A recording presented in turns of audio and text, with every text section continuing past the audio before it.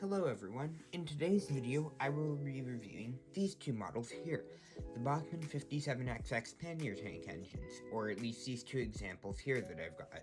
Now, full disclosure before I start this video, these are not actually my models. They belong to my brother who gave them to me last time he was visiting me because he wants me to DCC fit them for him, and then after I do that, I will send the two models back to him. So you won't see these popping up on the channel very often. However, while I had them here, I thought I'd do a quick review on them, as he said I was allowed to, since he knows I do my YouTube channel and watches some of my videos. So as you can see, I've got these two models here. They're both basically the same thing, just in different liveries. So for the detail section, I'm just going to get rid of the BR black one for a bit and take a look at this Great Western green one. So these are older models. You can get far more detailed 57XX Pannier tank engines from the likes of a Scale. I'm not going to say they're better models, because if you've seen my community posts, you'll know my opinions on a Scale. There are more detailed models, but anyways, that's a whole other subject. I'm not a big fan of a Scale, if you can't tell by what I'm saying.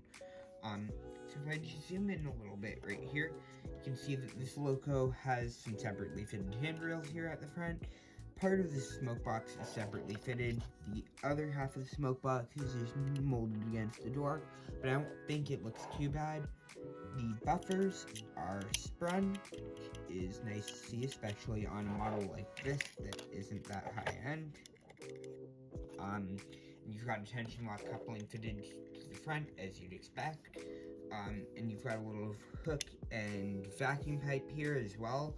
The only thing that's really missing from the front is there's no separately fitted lamp brackets, and the loco would have had 3 across the front here.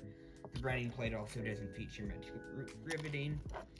On the side here, you've got these separately fitted handrails continuing, and another little handrail under here, and you've got lots of molded detail on the side here. None of this is really separately fitted. As you can tell, it's a bit of an older model. This body dates back decades. This specific version was tooled up about 20 years ago with this chassis, but it was released, I believe, in the 1980s with a split chassis. But luckily these versions are not split chassis, otherwise I would not be DCC fitting them.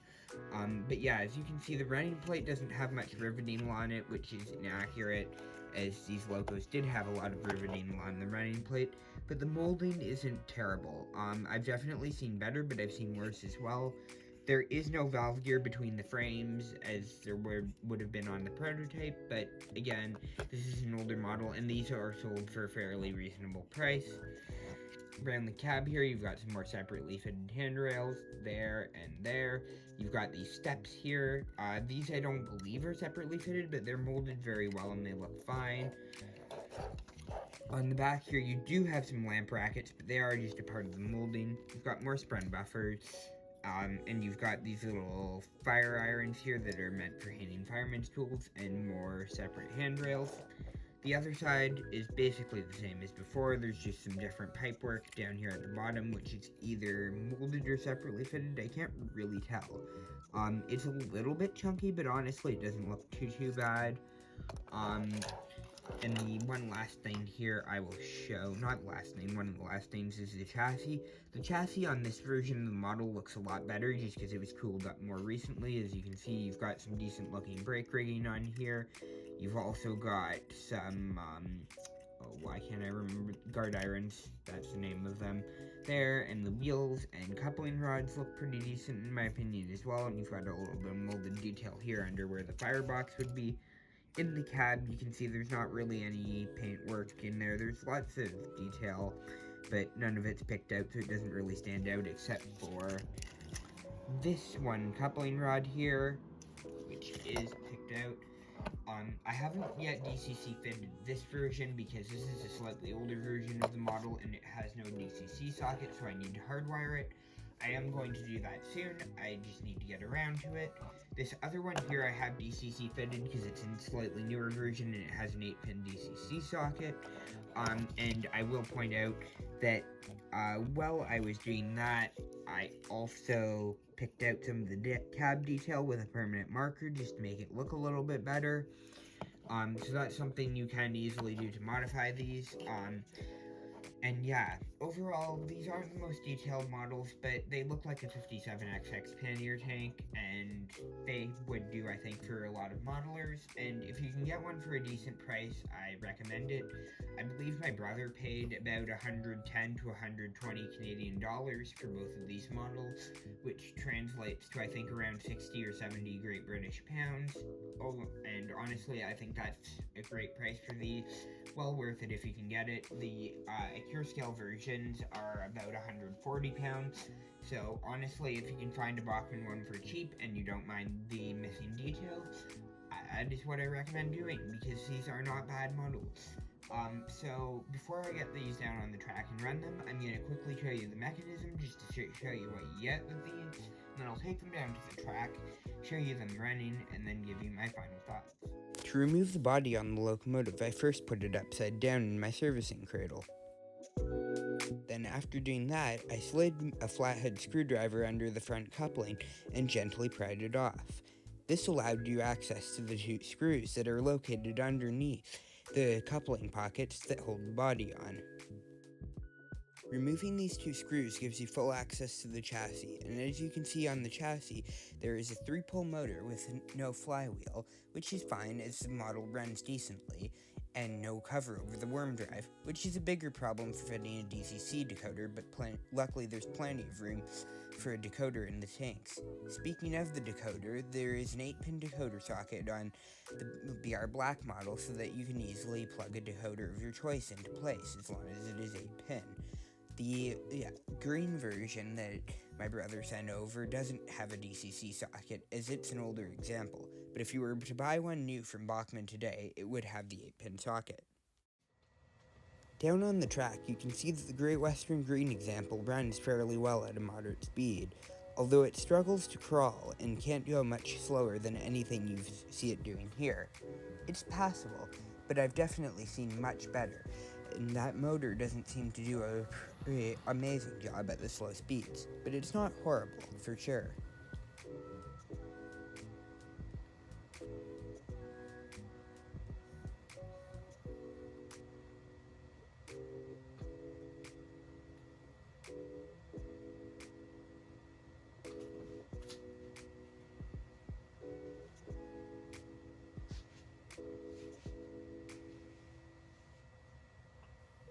As you can see at higher speeds, it's fairly smooth.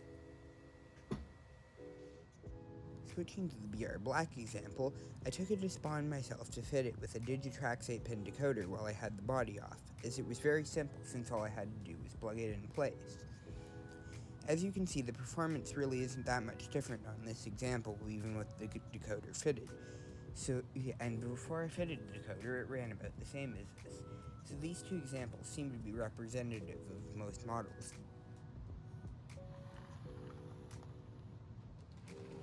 As you can see now, I have the BR Black example running with a rake of 4 coaches, and it's handling this with no struggle at all.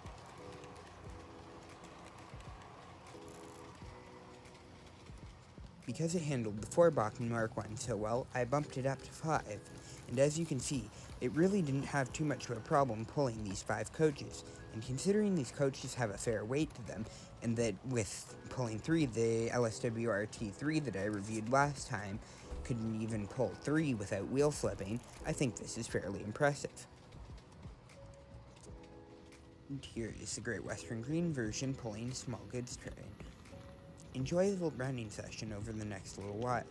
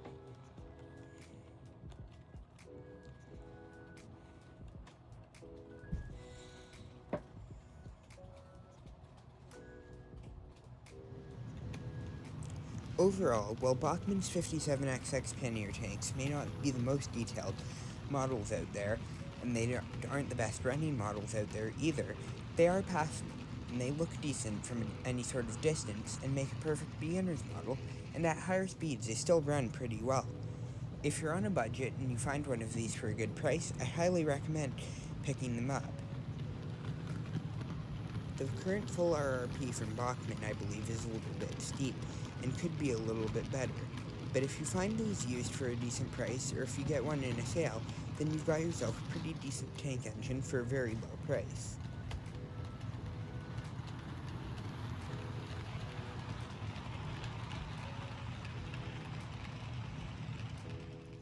Thank you for watching this review, and I will see you in the next video. I've got lots more videos in the works, so in the next coming weeks I should hopefully be back to uploading on a more regular basis. Thank you for watching, and I hope you have a good day. I'll see you in the next video. Bye!